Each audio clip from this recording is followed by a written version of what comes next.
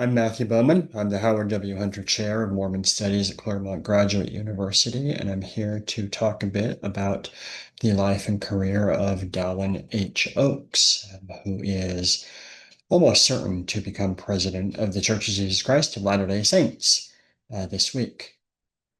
He was born in 1932 in Utah and raised by mostly a single mother. His father died when he was 7 years old.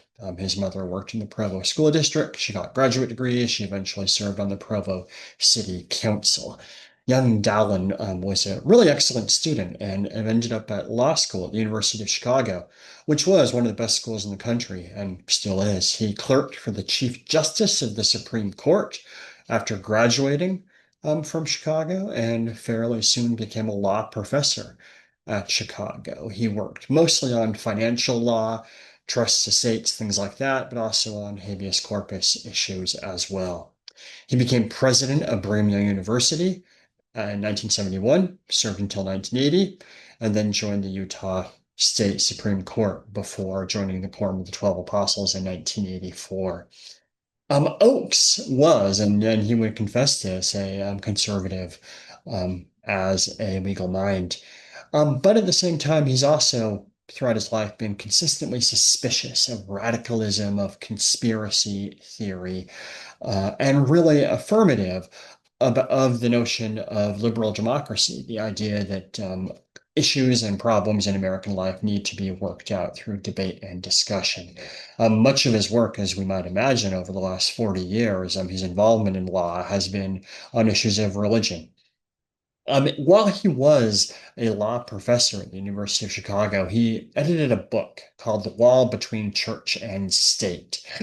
And the way he writes about this book, I think, gives us some insight into how he thinks about politics and religion and politics, or religion and government, questions like this.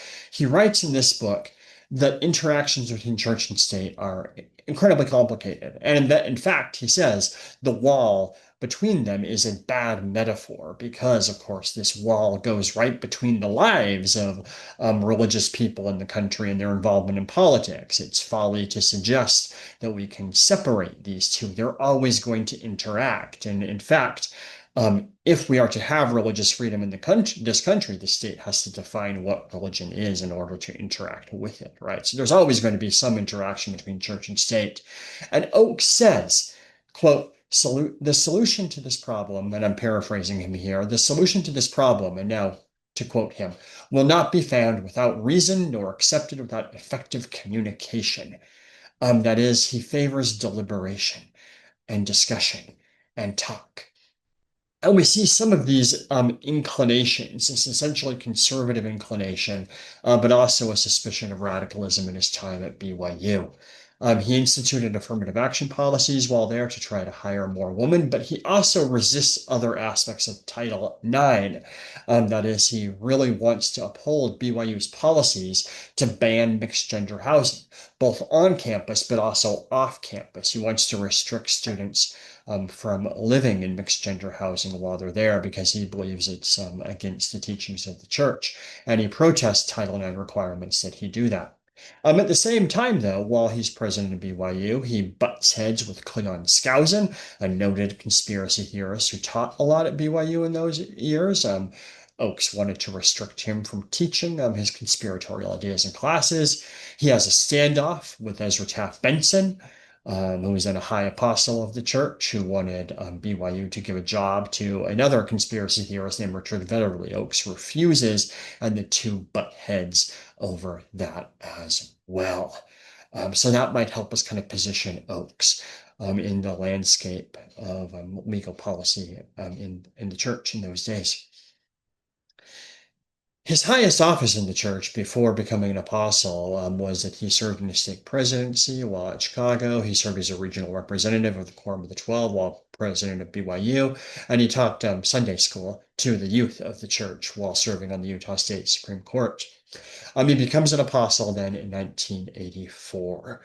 And very quickly then he again tries to chart this path for the church. Is suspicion of radicalism, suspicion of people he judges extreme conservatives while essentially being conservative himself.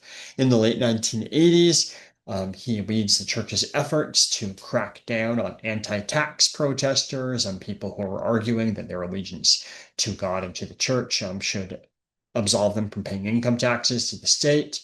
Most notably, Bo Gritz leads a crackdown on these people, and many of them are excommunicated. Some will leave the church. By the early 1990s, he is testifying on behalf of this law called the Religious Freedom Restoration Act. Now, in the 1980s, there have been a series of Supreme Court cases which allowed the government to pass laws that incidentally prohibited religious activities. So long as those laws are generally applicable. The most famous of these is a case called Employment Division versus Smith, in which the Supreme Court upheld the state of Oregon's refusal to give unemployment benefits to two Native Americans who were fired for using peyote. Oregon argued that using peyote was against the laws of the state, and therefore they did not have to pay unemployment benefits. The Supreme Court upheld this. The Religious Freedom Restoration Act sought to overturn that decision. It requires, quote, strict scrutiny on behalf of the state. And it maintains that the state cannot substantially burden the practice of religion unless there is substantial state interest in doing so. Oakes testified before Congress in favor of this law. And some of the side effects of this law over the last 30 years or so, it led to the Hobby Lobby decision, which allows corporations to act on behalf of religious freedom. Has led to many other cases like this as well. Oakes has long been the church's spokesman on behalf of what he calls religious liberty. And his ideas about religious liberty, I think, are really reflected in the Religious Freedom Restoration Act. He's also, and perhaps most famously, I think, been the church's spokesman on issues of sexuality and the law in particular. While he was at BYU, aversion therapy occurred there. That is the use of mild electroshocks and stuff like that to try to cure people homosexual people. It's unclear if Oakes personally knew about specific instances of this, but it was widely believed among church leaders at the time that homosexuality was a mental disorder that could be treated. And Oakes certainly believed this as well. There were also, while he was president of BYU, a series of activities designed to try to find and locate homosexual students on campus. Eventually, though, Oakes follows other leaders of the church in backing away from these ideas. In 1995, he gives a landmark speech in the church in which he argued that homosexuality should not be considered a choice, but rather a natural inclination, something to be resisted. He argues there as well that terms like gay and lesbian should be understood as adjectives rather than nouns. That is something people do, and really stresses the term same-sex attraction here. This is issued at the same time that the church puts out the proclamation on the family, right, emphasizing that marriage should be between a single man and a single woman. Eventually in 2015, Oakes is one of the major figures hashing out what comes to be known as the Utah Compromise. That is a set of laws passed in the state of Utah, which bans discrimination based on sexual orientation or gender identity in issues like employment and housing, but also carves out spaces for religious organizations and their subsidiaries, most notably here, of course, BYU. That's something really, I think, significant to Oakes. And this is more or less, I think, the kind of line he has followed. Looking back to the Religious Freedom Restoration Act, right, arguing that there should be ample spaces for religious organizations to run themselves as they see fit, while also favoring non-discrimination ordinances in what he would see as the secular areas of American life. More recently, I think Oakes has also become again concerned about radicalism and extremism. In 2020, just before the election of 2020, Oakes delivered a major speech in which he stated that members of the church should accept the results of elections. He explicitly denounced violence seeking to overturn elections and thus was very disturbed when the January 6 riots at the Capitol occurred. He has since again and again spoken out against what he understands to be extremism in American politics and has called for a return to more civil dialogue. That then is Dallin H. Oaks.